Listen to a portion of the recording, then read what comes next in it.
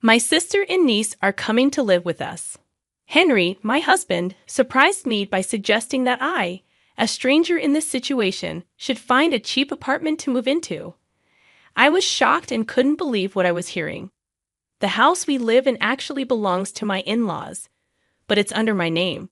Although I'm okay with transferring ownership to Henry, I find it hard to accept that I'm still paying the $3,600 mortgage on it.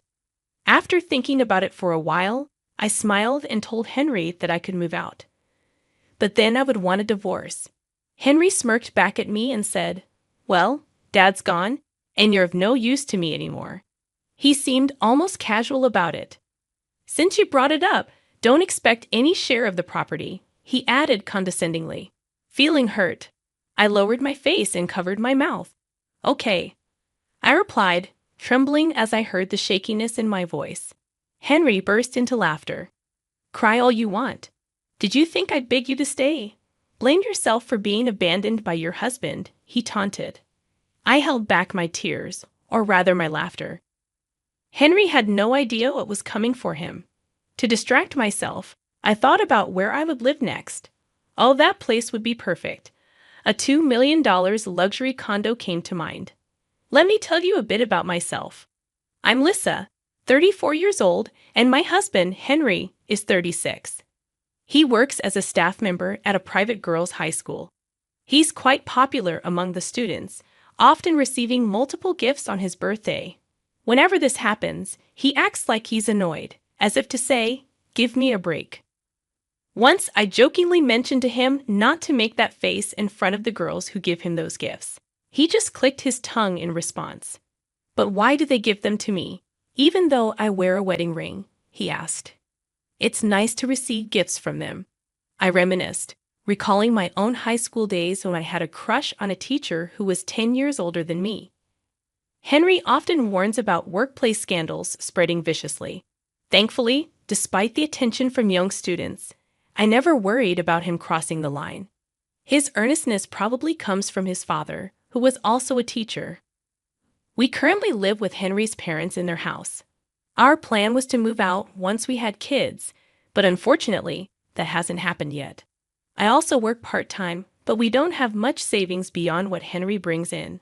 Living with my in-laws is comfortable, and they're very kind to me. My main concern right now is my father-in-law's declining health. He's struggling to walk and can't enjoy his walks like he used to, so we bought a wheelchair to help him get out more. I switched to a morning shift at a bakery to spend afternoons with my in-laws.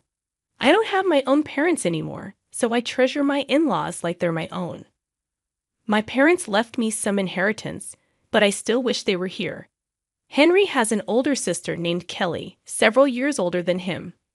Kelly's husband works for a major company, and they have a 17-year-old daughter named Rachel. Henry and I got married a decade ago. Back then, Kelly, who was already working, often left Rachel with our parents. I've always been close to Rachel.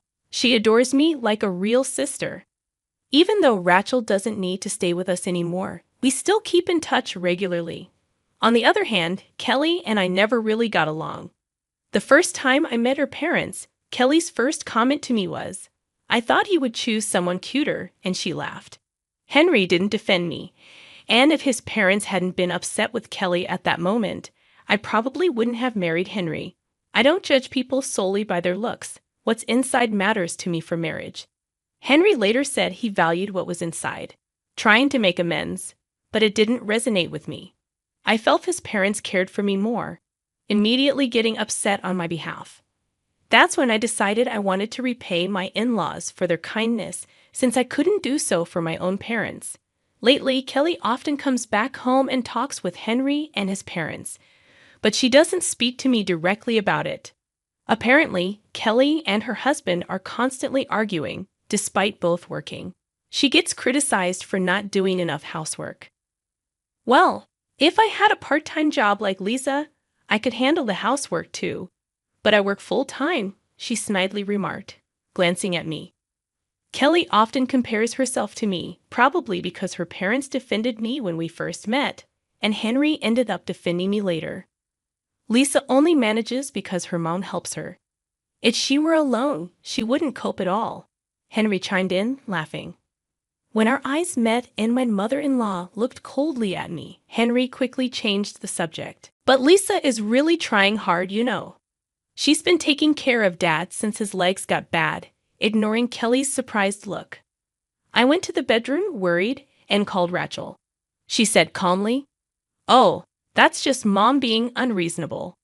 She could do household chores while Rachel was at school, but for some reason, she didn't. From what Rachel said, it didn't seem like she was being unfairly scolded. Henry generally sides with Kelly. Kelly is competitive with me, and it seems like Henry is competitive with his brother-in-law, who works at a prestigious company. But in my opinion, Henry is clearly losing. His brother-in-law contributes much more financially to his family. It's not about earning less. It's about how much of their salary they spend on their family. I don't know the exact details of Henry's income, and he doesn't seem to know or care about how much money I have or earn from my part-time job. I just wish he would contribute enough to live comfortably within his means. I don't even know what he does with the rest of his salary. Sometimes he comes home late, saying he's out with colleagues. Whether that's true or not, I don't know. But Henry, who dislikes being the subject of students' rumors, wouldn't cheat. At least, that's what I believed. Henry contributes $2,000 to the household. Normally, this would barely be enough to live on. This alone could be a reason for constant fights or even divorce. It's my family's house, so we don't need rent, right? But really, $2,000 is a bit. I suggested asking his parents to contribute to the living expenses. "It's not about that," he replied, seeming to not understand what I was trying to say. I wasn't asking him to support all three of us alone, but his words and attitude showed a lack of responsibility towards the family. "You can say such things after you have kids, like Kelly," he added, knowing it would hurt me. That's when I realized that my husband could care for his sister, but not his wife. Meanwhile, my father-in-law's legs were getting worse, and our house, surrounded by slopes, wasn't suitable for wheelchair use. "Why don't we move?"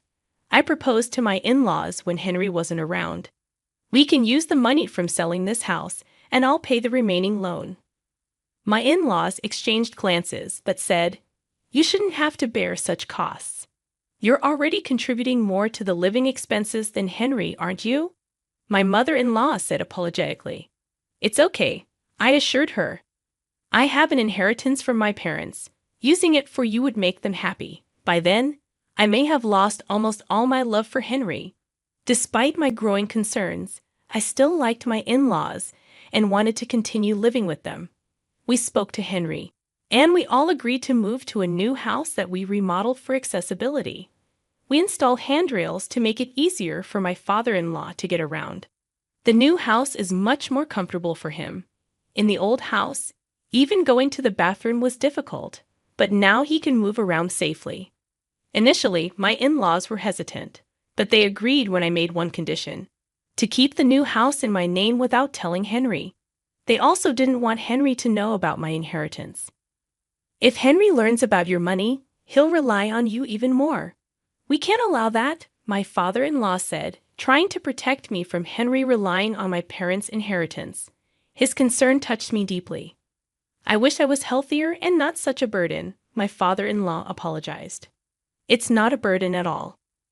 I look forward to our daily walks," I reassured him, which brought a warm smile to his face. My father-in-law had lost his appetite and weight since he couldn't walk much. I hoped the new environment would help him regain his health. I truly wished for it from the bottom of my heart. During the visit, Kelly exclaimed, "Wow, what a beautiful house," as she walked around without restraint. She tapped on the handrails and commented, "But these handrails are in the way. They ruin the look." "I think my father-in-law's safety is more important than how it looks," I replied. She didn't like my response and just snorted, saying nothing more. We always keep the toilet seat up to make it easier for my father-in-law. Despite explaining this to Kelly, she keeps closing it. No matter how many times I explained, she wouldn't stop. Once I heard a loud crash from the bathroom. My father-in-law had fallen while trying to open the seat. "I've told you not to close it." I said sternly to Kelly while helping him up. I couldn't forgive her this time, even as she was my sister-in-law. Thankfully, he wasn't seriously hurt. But leaving the toilet lid open is unhygienic, isn't it? And it's not good for Dad, Kelly argued. That's not the point, Kelly. Do you want to hurt Dad? I responded firmly. This time, it was my usually calm mother-in-law who became angry. Mom, Kelly didn't mean any harm, Henry interjected. Exactly. It's an exaggeration to say I would hurt Dad, Kelly laughed. But my mother-in-law's anger didn't subside. Get out right now, she demanded, driving Kelly away. For a while, we could live in peace, but my relief was short-lived. Soon after, we discovered that my father-in-law had cancer. It had already spread throughout his body by the time it was found, and there was nothing we could do. He passed away just 6 months later. After the funeral, I overheard a shocking conversation from the living room.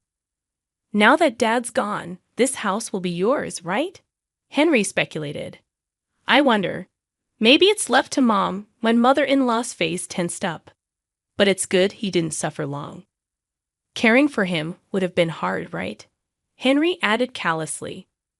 Well, yeah, but we have a handy housekeeper here, he continued, which shocked me. I quickly grabbed my mother-in-law's wrist as she moved to open the living room door, shaking my head to signal her not to show her anger. Maybe Rachel and I should move in too, Kelly said cheerfully. Inside, I'm sure I looked as angry as I felt. I had another reason to be angry at Henry. While preparing for the funeral, I found receipts from questionable establishments while organizing his suits. There were several of them in his bag, with addresses far away. He probably thought they wouldn't be traced back to his school or the students. The thought of him using the money he didn't bring home on such things infuriated me. By then, I was already planning how to confront Henry and possibly kick him out of the house. A few days after the funeral ended, Henry suddenly announced, "My sister and niece are moving in. You, a stranger, can go live in some cheap apartment." I recounted, stunned and unable to comprehend what he was saying. Apparently, Kelly and her husband had been fighting, and she decided to move back to her parents' house. Thinking her husband would apologize and ask them to come back, I added with frustration, "I never thought they would try to kick me out." Henry's unawareness of the house being in my name and my responsibility for the $3,600 mortgage on it brought new realizations. While I had been considering ways to remove Henry from the house, I saw another option. I smiled and proposed, "I'll move out, but then I want a divorce." It was clear to me that leaving necessitated a divorce to protect myself in the end. However, Henry, oblivious to my thoughts, just grinned back. "Now that Dad's gone, you're of no use to me," he said dismissively. "Since you brought it up, there won't be any division of property," he added condescendingly. His tone made me lower my face and cover my mouth. "Okay," I replied, trembling, hearing my own shaky voice. Henry laughed loudly, taunting, "Cry all you want. Did you think I'd beg you to stay? Blame yourself for being abandoned by your husband." Clenching my fists, I struggled to hold back my laughter, knowing he had no idea what was coming for him. To distract myself from the ridiculousness of the situation, I thought about where to live next. Oh, that place would be perfect. I envisioned the $2 million luxury condo left to me by my parents. Among several properties my parents left me, this condo stood out. Although I wasn't very interested in it before, living in the last home my parents stayed in didn't seem like a bad idea. However, I worried about something. Moving there would mean living with my mother-in-law and Rachel. I've been racking my brain to find a way to rescue them from living with those two after my divorce from Henry. When I leave after divorcing Henry, I'll go to a facility. My mother-in-law announced to Henry and Kelly. Hearing about my decision to leave, Kelly reacted, "Why?" "Kelly's coming back to live here." Her words left me puzzled, considering she previously expressed that it was good her father passed away. However, at that moment, a plan came to my mind. Whispering to my mother-in-law to ensure the others didn't hear, I conveyed my idea. If they won't let me leave, getting kicked out is the next best thing. As a result, I ended up staying in the house for a while, with divorce as a condition, sharing a room with my mother-in-law until I found a new place to move. We executed our plan when Kelly and Rachel moved in. During dinner, my mother-in-law said, "Hey, there's no dinner for Dad," causing the other three to freeze in shock. "What? What are you talking about?" "Dad passed away," Henry explained, shocked. Kelly got angry, and Rachel looked worriedly at my mother-in-law. It was challenging to keep Rachel in the dark about our intentions. It was necessary to not raise suspicion. "How can you say such things?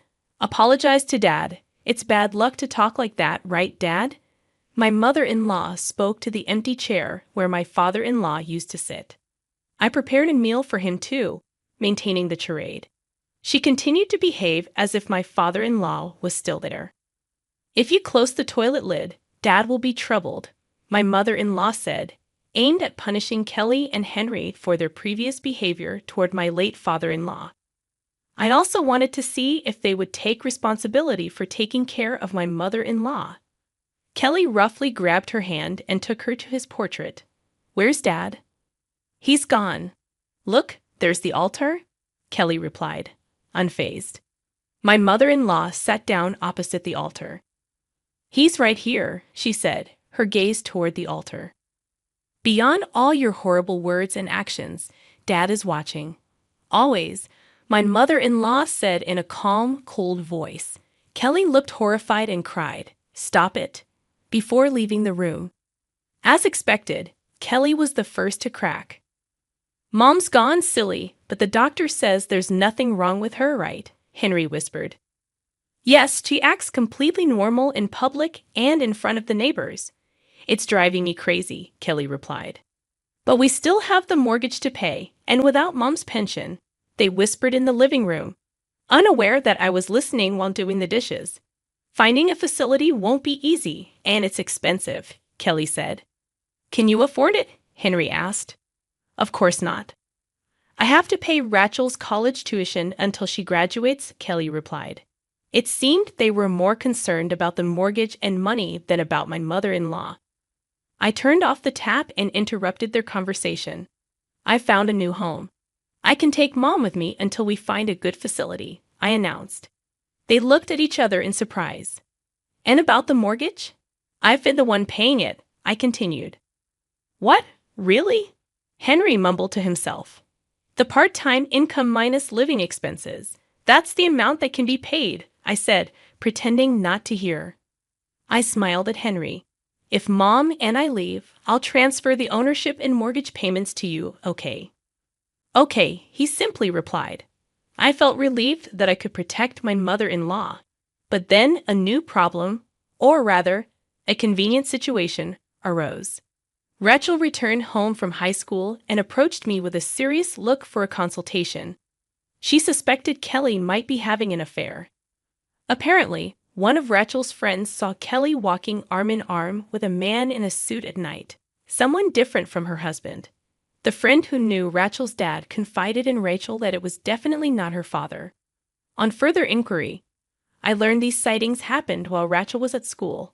Kelly's neglect of household responsibilities wasn't because she was a mother or working.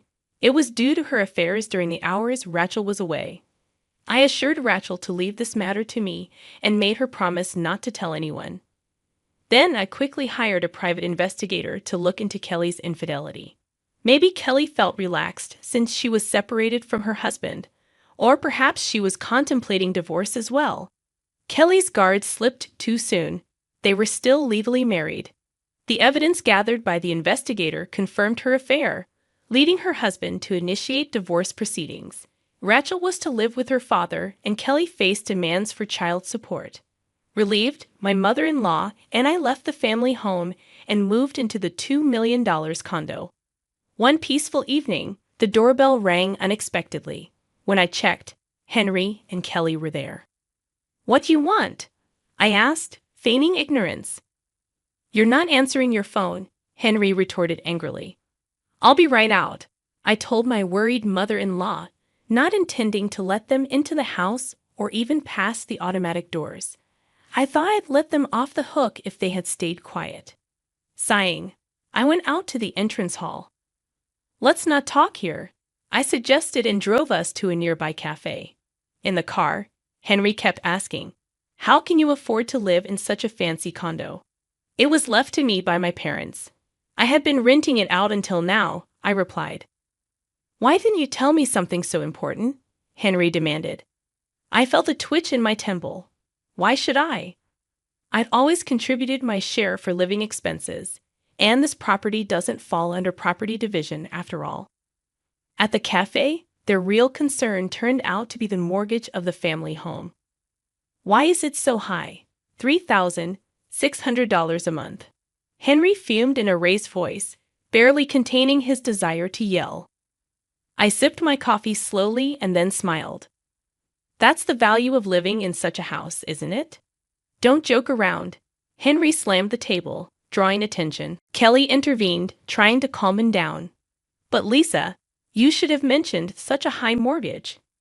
Their desperation almost made me laugh, seeing no sign of gratitude for all the months I had been paying that amount. "You never asked, and you pretty much left the whole name change process to me, didn't you?" I hinted at their unfairness. But then again, it was understandable. Kelly was facing demands for child support from Rachel's father, and she had also quit her job after the affair became known at work. As far as I was concerned, it was all self-inflicted. I turned to Kelly and said with a smile, "Tough situation, huh?" "What do you mean?" Kelly looked at Henry, feeling her gaze. He mumbled, "Well, it's not like that." "Oh, right. We've only been out of the house for a few days." I realized she hadn't caught on yet. Henry warned me in a low voice, "Don't say unnecessary things." "What do you mean?" Kelly's eyes turned to me, demanding an explanation. I shrugged and pulled out several papers from my bag.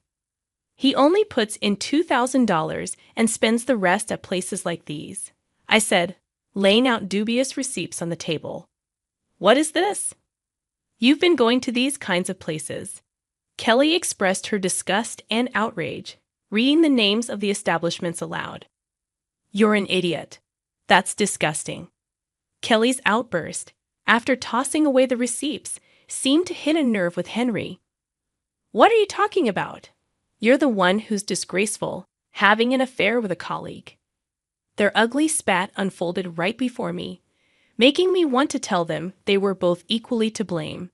As they argued, I quietly observed, sipping my coffee. Judging that a complaint from the cafe might be imminent, I spoke to Henry. "Oh, right. Sorry about that," I said, prompting him to stop arguing with Kelly. There was a sense of alertness in his tone, recognizing that he should be cautious. "What?" he asked, sounding probing. "I forgot to mention there's a popular recreation center near this cafe," I replied. "Huh?" They both looked at me puzzled, not grasping my point yet.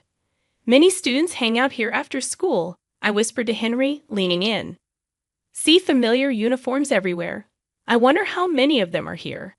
Suddenly, Henry stood up with a loud noise, noticing the gazes of the girls around us. I could hear their giggling. My choice of this cafe had finally sunk in for him. "Just so you know, I didn't raise my voice," I said calmly, standing. Henry looked down, trembling. His hand on the table was clenched so tightly it turned white. "Thanks for embarrassing yourself. School tomorrow should be interesting," I added, grinning at him. He collapsed to the floor in defeat. Eventually, the family home was put up for sale, and Henry and Kelly moved to an old small apartment. Kelly struggled to find a new job, and Henry resigned from the girls' school. Apparently, there were complaints from parents about inappropriate staff members. Even if the phone call hadn't come, Henry would have likely resigned, but the call spread the rumors even further. The reason I knew about this was that one of Rachel's friends attended the school where Henry worked and shared the news. As Henry feared, the story spread wildly. Hearing this from Rachel, my mother-in-law shook her head in disgust, and I couldn't help but laugh. Once Henry and Kelly came begging for help, relying on my inheritance and my mother-in-law's pension. They apologized profusely, but I quickly sent them away, saying there was no need for apologies. Now I continue to live with my mother-in-law, and Rachel often visits our condo. She loves the view from the windows as much as I do. We spend our days looking out at the vast sky my parents once admired. With the curtains wide open, we enjoy our meals feeling on top of the world. I cherish this life, hoping to show the filial piety to my mother-in-law that I couldn't show to my parents.